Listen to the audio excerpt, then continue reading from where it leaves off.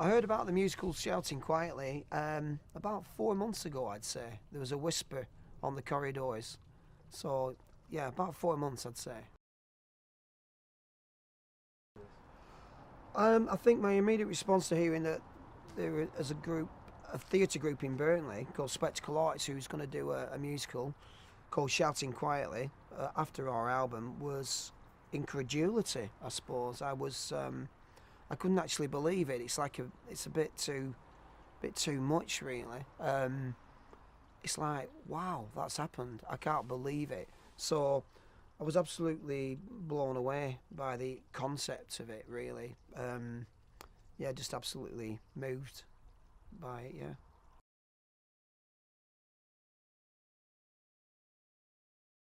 Um, well, I was in a band called Bradford in the mid to late 80s. We formed around about 1986, if memory serves me right. We were notorious in a way, in so much that we were the first indie band in the world to release their own self-financed CD single of a song called Skin Store, and we financed that ourselves. And at the time, CD was a new-fangled thing, so we thought, I know, that'll get us a bit of publicity. We'll be the first band to self-finance that, so we did that. It was made at a local factory in Blackburn called Philips, which I don't know if it's still there. So we got that out, and we were very lucky in so much that a certain Stephen Patrick Morrissey, who was in the Smiths, but was then enjoying a solo career, somehow heard it, and he very publicly said in a magazine called City Life that he thought we were great, basically. And then all the music press in England and all the record companies wanted to sign us, so we ended up with a record deal eventually with Stephen Street, who actually did work with the Smiths. He did Morrissey's first solo album, Viva Hate, and we became signing on Stephen Street's Foundation label when we recorded several singles and an album. We toured England extensively, played a little bit abroad, played in Paris with the Sugar Cubes, and we had a brief career really out of it. I'd say about 3 years we made records, enjoyed ourselves immensely, got a lot of press, did some pop videos which are still around on YouTube, I believe. And then this phenomenon known as Manchester occurred, which was bands like Happy Mondays and the Stone Roses, and the kind of dance scene, the rave scene happened. That was a roller coaster. It was an absolute avalanche in music. And our band, which was a little indie kind of skinhead looking band, doing kind of Brit poppy stuff about 4 or 5 years before the time, we basically got snowplowed to the side by that phenomenon because everybody wanted to dance, grow their hair, and we were completely out of fashion.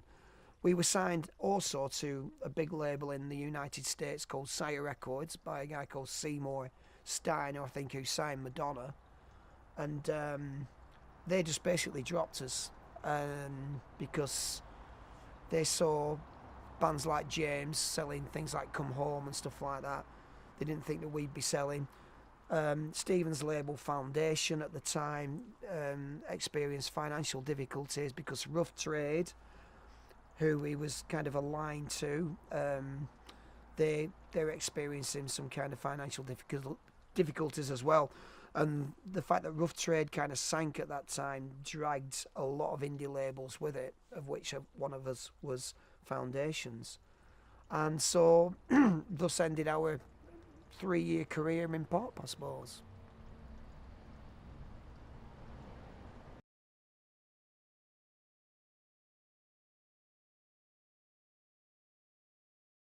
The musical Shouting Quietly gave Ewan, a guitar player, and I a showcase about 2 or 3 weeks ago, I think, on a Monday night. We went along to the Gano Community Centre in Burnley, where they did a performance for us, a brief performance of two of the songs from the album, one called Greed and Peasant Land, which is the opening track, and Adrift Again. And around that, there was some dialogue within it and some acting, if you will. And to hear the songs which I had written sung by other people, arranged by Jack, who's the musical wing of Spectacle Arts, was totally, again, deeply moving and phenomenal for me, because in so much that I felt like I was the blood and bones of those songs, but these guys are now the soul of it. They've taken it in a new way, and they're going to do their own thing with it. So I can't really take any credit for it. It wouldn't be right for me to do that, because this is now a new thing, and I was merely kind of the father to the child, and now they are the child, and they're going to go off and hopefully have some kind of experience and adventure with it.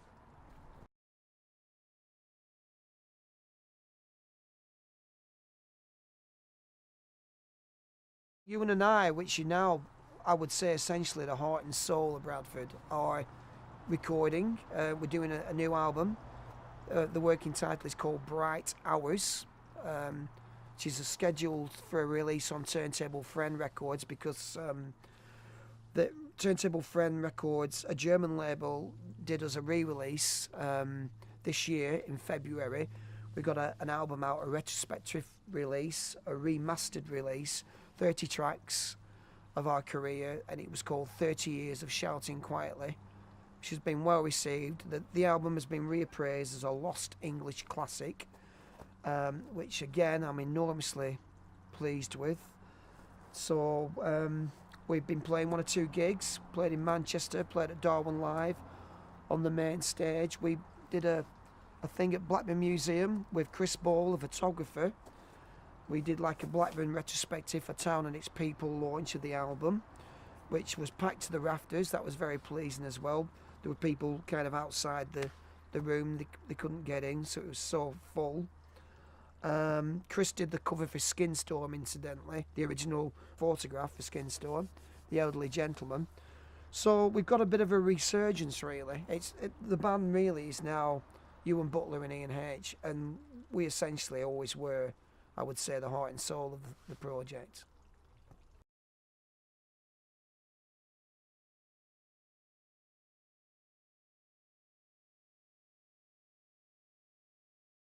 In my life, music's been a constant. I mean, whether it's songs which get released or heard or not, I live I live my life through song, I suppose.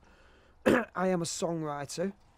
I'm a it's kind of, I've been blessed with the ability to put melody and words together in what I think are pleasing ways. So I'm just constantly writing songs. I've got about 300 songs.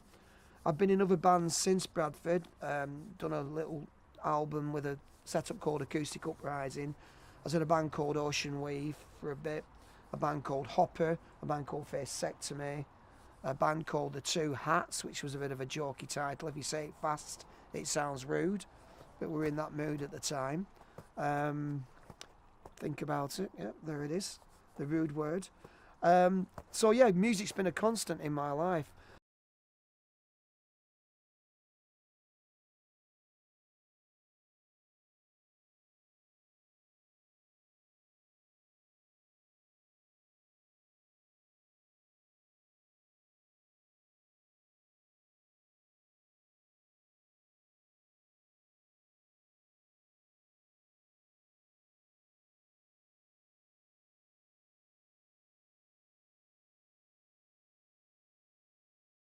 I first met, I first met Adam from Spectacle Arts at the school where I now work with. I'm a food growing coordinator. I help people grow food. I work at school in Accrington, and Adam worked there too. We've always got on really well. I think he's a fantastic creative guy. We've always had banter and conversations. So I met Adam there really, not realising that he was into drama. That's his background. So that's where I met Adam, and through that, he introduced me to the musical wing of Spectacle Arts, Jack.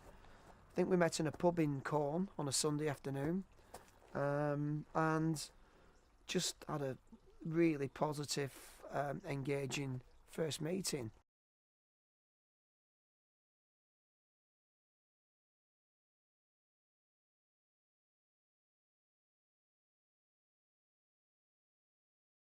Well, goodness me, who knows? As they say, there's many a slip, twixt cup and lip. So anything can happen, really, and that's the adventure of it. The very fact that it's the germ of the idea, the seed of the idea has already started. There's a basic script. There's songs which have been arranged. There's young people who are acting it and involved. Is an amazing thing anyway. So whether it goes and ends up as a full production, I can't really say. It does rely on funding. I think they're chasing some funding because it's more of a social project as well, rather than just a musical. The idea is to get the young people to shape it, who are going to be in it, and to put words in it and to write their own kind of lines. So it's more of an inclusion thing, which really sits well with Bradford's kind of socialist, kind of egalitarian ethos, which we try to promote really through the way we live our lives. So I'm hoping it will. The very fact it's got this far is just, again, just so pleasing for me.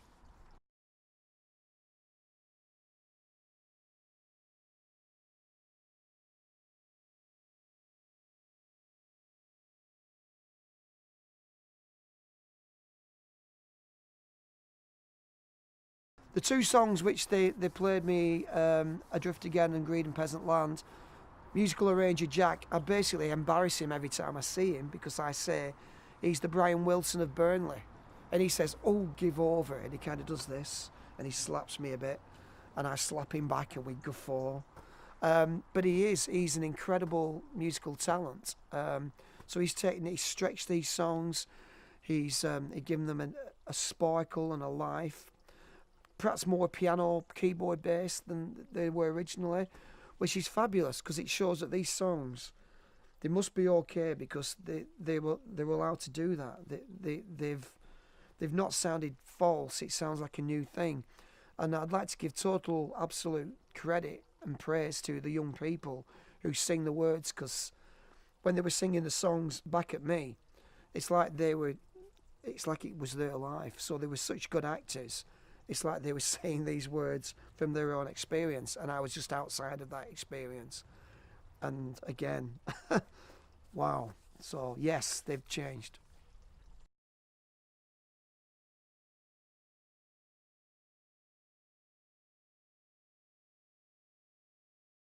I think it'd be nice to actually write another song. I think I have said to Jack that we should do that perhaps. I mean, I'm not short of songs. He's not short of ideas. I'm sure if we got in a room somewhere, we could come up with something, and that might be an interesting new twist to things. So yes.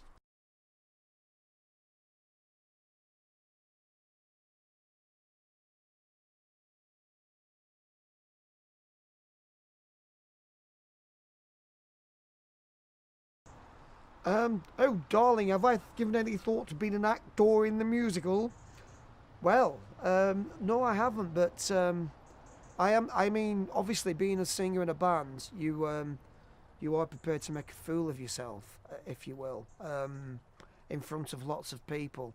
So I'm kind of used to being in front of people and doing stuff. Um, so if I was asked to be in this musical, yes, I would consider it. But I'd also hope that they'd be polite enough to tell me if I was a pile of rubbish, and to get somebody else who can actually act. Otherwise, yeah, again, for my life, that'd be a whole new experience, and I'm up for whole new experiences.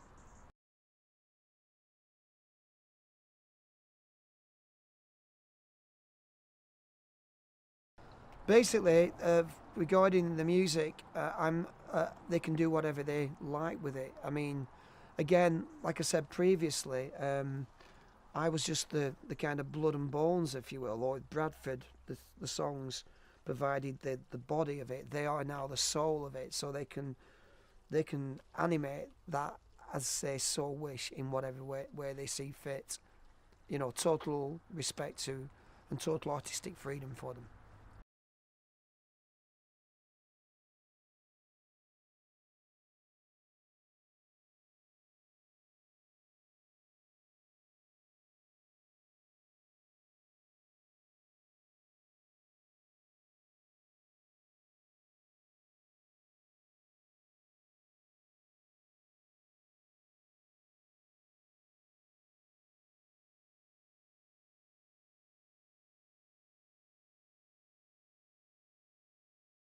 Well, the strange thing is regarding the music and the relevance of the lyrics, perhaps, particularly of a song called "Greed and Peasant Land," which is a political analysis of Thatcher's 80s, for which we all came through, and we all obviously hated the Tories and still do for what they did to the manufacturing base of the country and young people, of which we all were unemployed, and we suffered from that. In a strange way, 30 years after, a song like Greed and Peasant Land still resonates in many ways. Those experiences young people are still having, and the divide perhaps between the rich and poor has actually worsened, has widened. So it's a deep disappointment to me that we haven't managed to get it together yet to be basically decent, a decent country, treating its citizens decently, and sharing the great wealth that's in this country, rather than having the same old tired story that we don't deserve it yet. There's austerity. We must really need to tighten all our belts. You know what I mean? The only belts I'd like to tighten is one perhaps around Jeremy Hunt's throat, or any other number of the Tories. You know.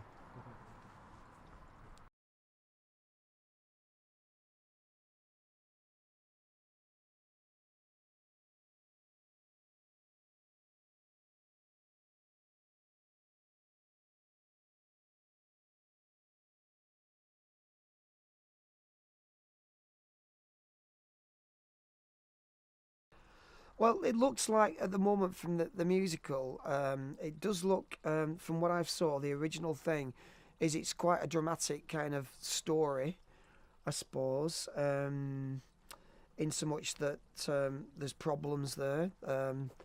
There's, you know, parents splitting up, experiencing problems with substances. There's children who are suffering from that and feel alienated by that. This is all just through one or two brief moments in the musical that I've seen. So it does seem it's quite what you might call hard hitting. There's even bad language in it. There's swearing, you know. So yeah, I think it does look like it's gonna be a fiery one. But I mean, these are just first impressions. Again, it's up to them what they want to do with it. I mean, gosh, to write a story around these 12 songs, which aren't a musical, is a heroic feat. And again, total respect to Adam. I think he's a fantastic guy. He's so funny, he's so witty, and he's so talented, as is Jack. So let's see what they come up with. I'm hoping there's a bit of humour in there too. You know, a bit of light relief, I think. Yeah. Yeah, yeah, of course.